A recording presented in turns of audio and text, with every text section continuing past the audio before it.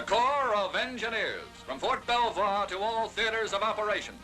An engineer's war, a specialized war, a war of complexities and scope, demanding the ultimate in trained manpower.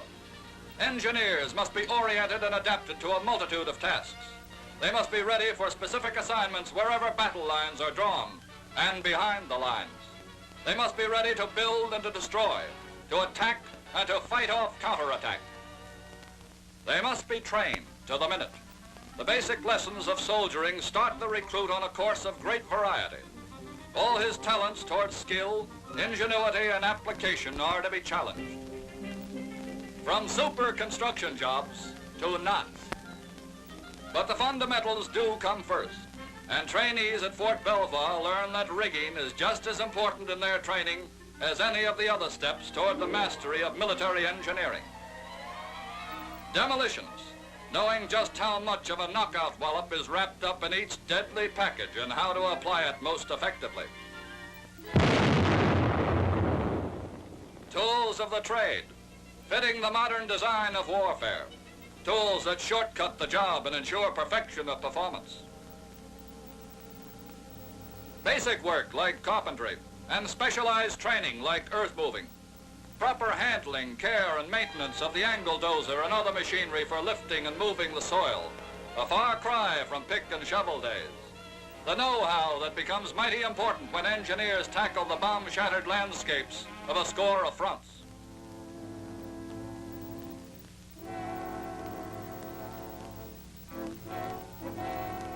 Water supply, pumping, purifying, storing, and dispensing. Equipment and methods cleared up for the GIs. Advanced training, including important lessons in the employment of mines, layout, surveying, recording, and reporting. Then the thrill of actually installing the mines. And to counteract the Nazis' highly developed mine technique, probing, mine detectors, and all the tricks of removal are taught. River crossing operations, introduction to the assault boat and the role the engineer must play in assuring its safe and effective use. The storm boat, high-powered craft, is also demonstrated for the engineers in training. They're told of its value for rapid crossings of wide streams.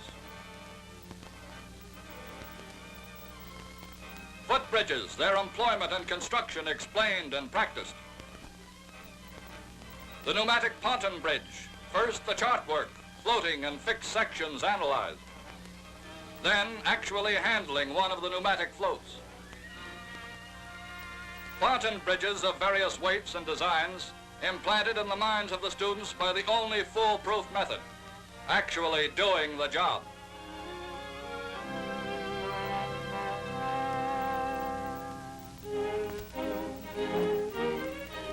Again, tools which the men learn are used for something new and different in bridges.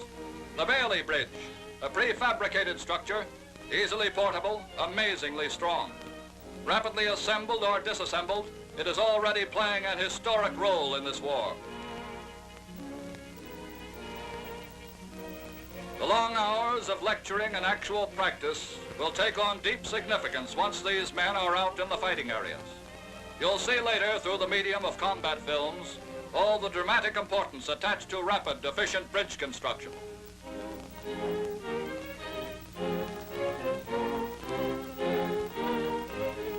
Repair, maintenance, reinforcing, all come in for detailed discussion.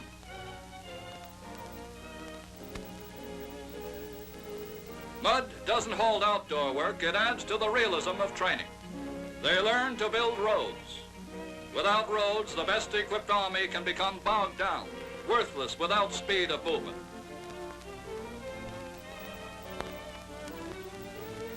Engineers learn to build structures of every description. They construct housing for our troops and learn the value of teamwork and the art of reducing the work of hours to briefest minutes.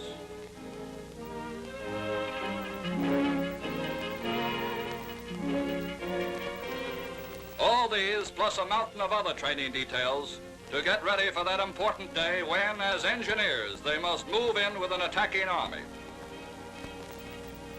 Down the nets in the drill procedure. Down the nets in procedure labeled the real thing. Engineers must eliminate obstacles, clear and mark the beaches, help bring supplies ashore, construct roads and bridges, lay out dumps for fuel, water, and rations. Air support aids in clearing the way for the first assault troops.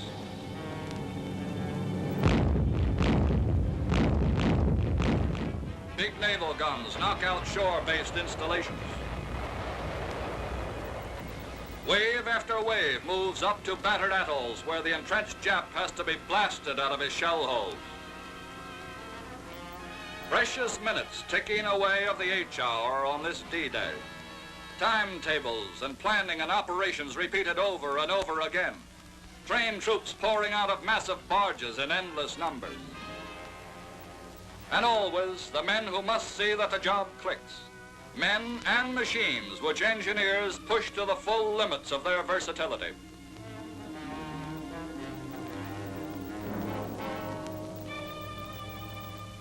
Steel mats on the beaches to prevent vehicles from floundering in soft sand.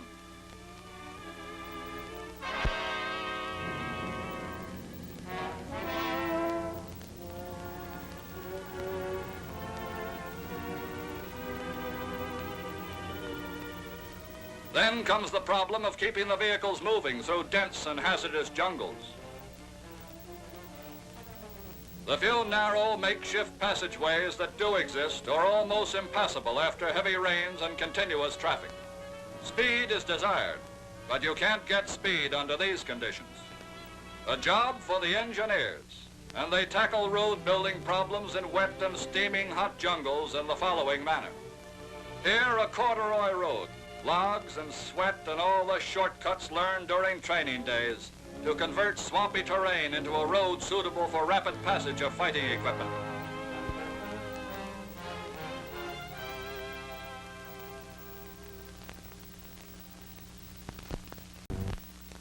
Here, the bulldozer, cutting and ripping through the dense growth, its blade shearing off everything that stands in its way. Surveying and laying out the site of a new road.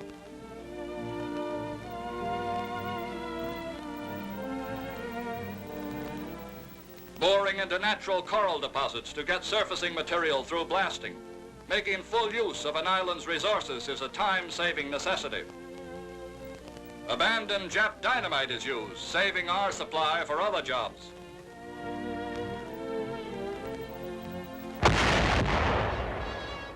Power shovels lift the coral into waiting trucks.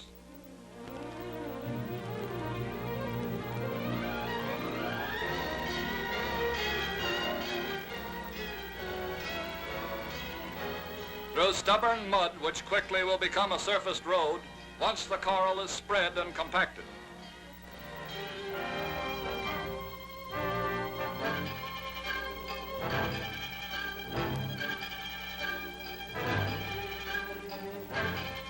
A road of this type is not expected to stand up like a concrete highway, but it can be completed in no time at all and is certainly an improvement over soggy jeep trails.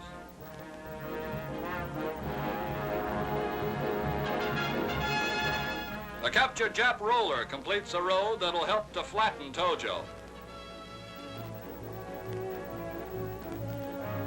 Something new and effective added to the jungle. From roads to bridges. Timber construction is necessary when no other means exist. Again, local material and equipment are adapted to the task. Native workers learn Yankee tricks of the trade. Bulldozers drag the prepared stringers to the construction site.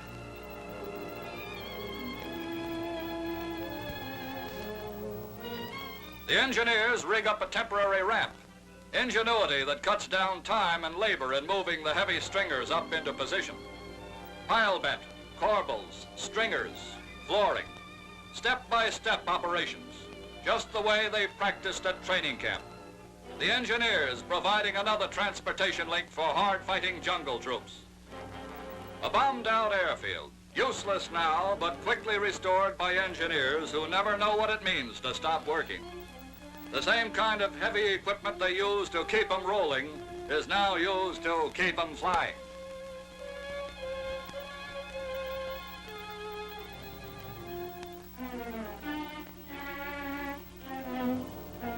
grounded plane is like a clay pigeon out in this treacherous jungle country. It's got to get up there and fight. But safe takeoffs and landings are impossible without the airstrip the engineers are now finishing off with steel mat.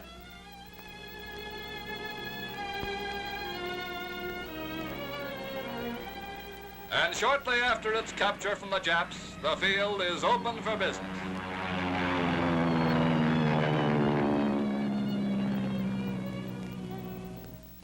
And that's not all. Living quarters at airdromes, temporary hospitals, warehouses, operations buildings. The engineers build them too. Native labor is used whenever possible. These people have lived out here all their lives, so learning from them just how they apply local materials and methods makes good sense.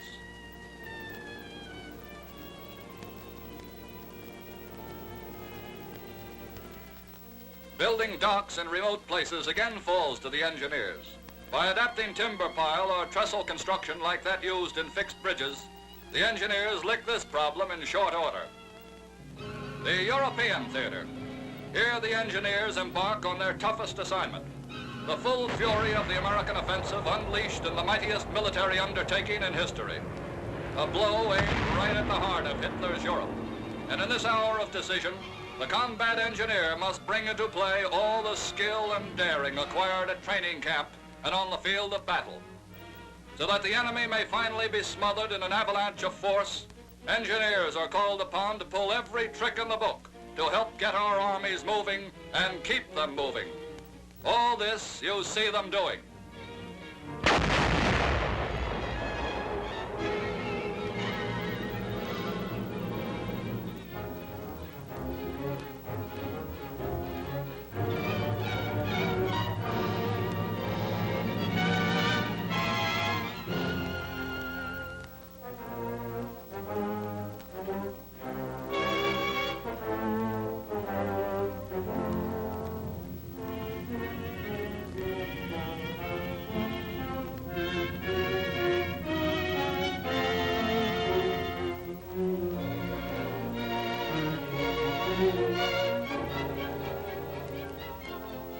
Mud.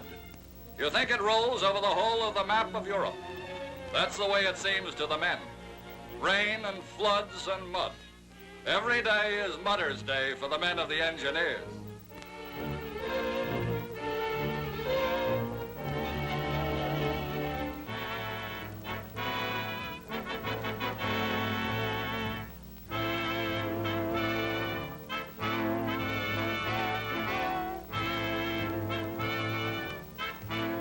The man with the shovel has one of the bigger jobs. To salvage flooded roads, you've got to keep them from washing out. Drainage ditches kept open so the muddy waters can run through the culverts and away from the road. Crushed rock for another road from a quarry operated by trained engineers.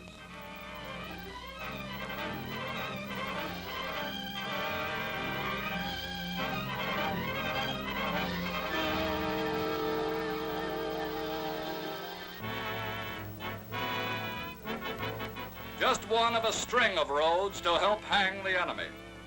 We'll salvage them, build them, maintain them, thanks to a group of unsung heroes. When it comes to river crossings, the engineers meet up with an old story. The retreating enemy has blown up every bridge in sight. You can't build bridges while hostile guns still bark on the opposite shore. So the engineer assault boats have to bring our infantry across to secure a bridgehead. Quickly, rafts built by the engineers take heavy vehicles and weapons across to help back up the foot soldier.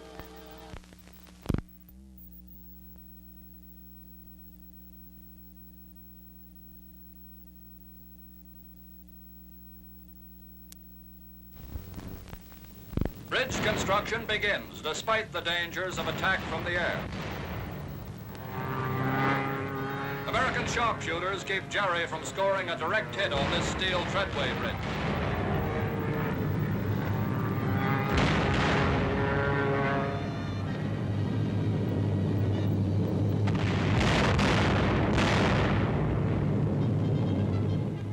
By sheer guts and alertness, they've saved our bridge.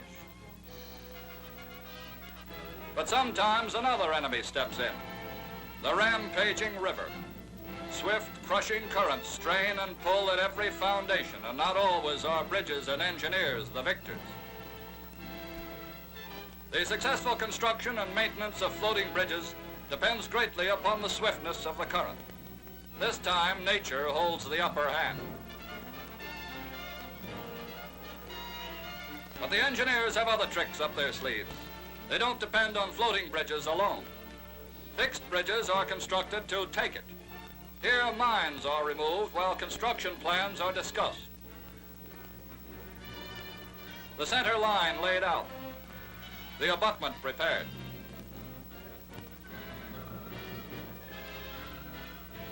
A portable steel bridge serves the purpose very well. As previously mentioned, the Bailey Bridge has already won its spurs in this war.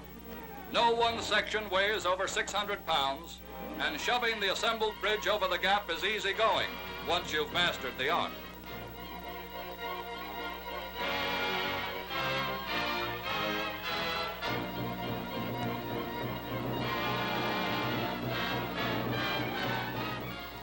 Since it's light and so rapidly assembled or disassembled, it can easily be replaced by a timber bridge when the Bailey equipment is needed elsewhere.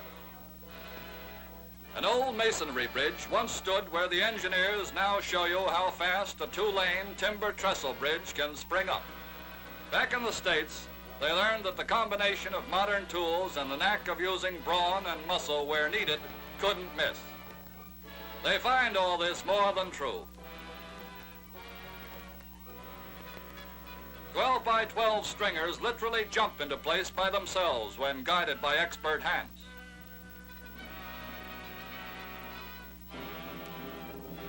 The circular saw of the air compressor is a mighty handy tool.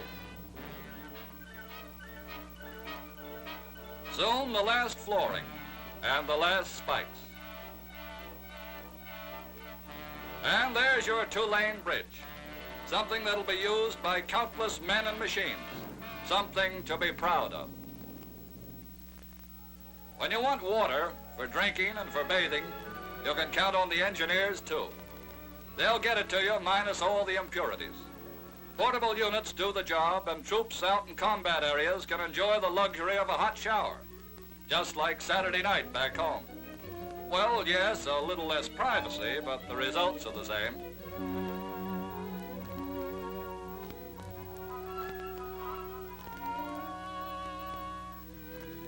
Did someone say this wasn't an engineer's war?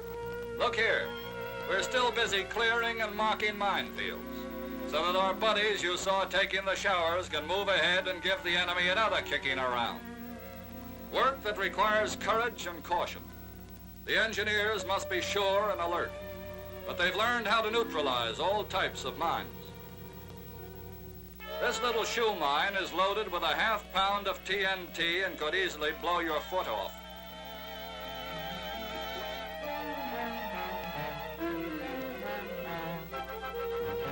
They also take the sting out of booby traps. Once our troops move into a city, streets and roads must be cleared of debris so as not to hamper advancing supply columns. Big tractor dozers handle the assignment.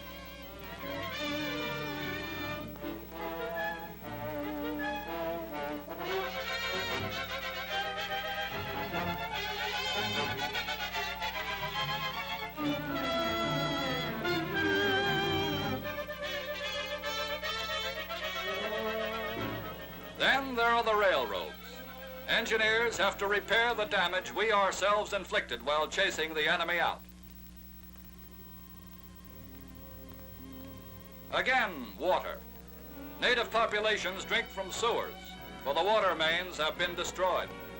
But American engineer crews quickly put their purification equipment to life-saving use.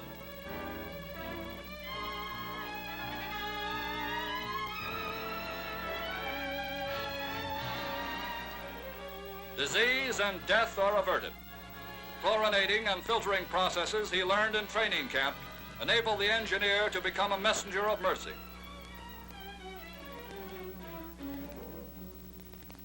pipelines through which flows the stuff that fuels the machines of war.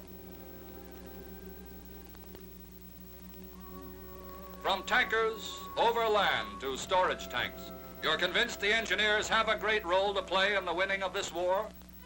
Well, so are the fellows who are waiting to get their engines started. We've covered only the highlights within the limitations of this film. There are also camouflage, mapping, forestry, rehabilitation, utilities, port repair, and other special units. Ask any trained soldier, particularly one who has been in combat, and he'll tell you there's no end to the types of troops the engineers provide. Engineers run into countless uncomfortable situations, but so does the enemy. And the engineers help to throw every possible obstacle in his way. Engineers destroy things, too. Every last one is a trained demolition man. Remember, engineers can fight.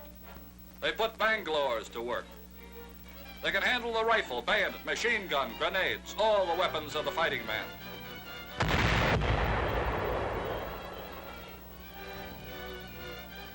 Don't forget the bazooka or the pole charge.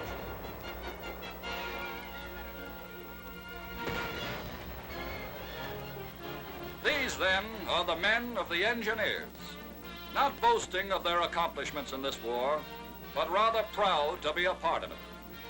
That many are winning public recognition is just another cause for pride. Each decoration awarded an engineer is a tribute to the entire Corps.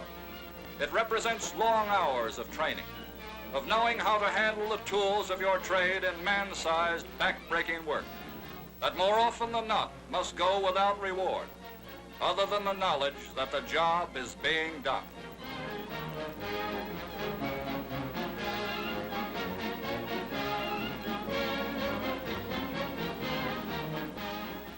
If there be a fighting man who can be called the soldier's soldier, surely he must be the engineer.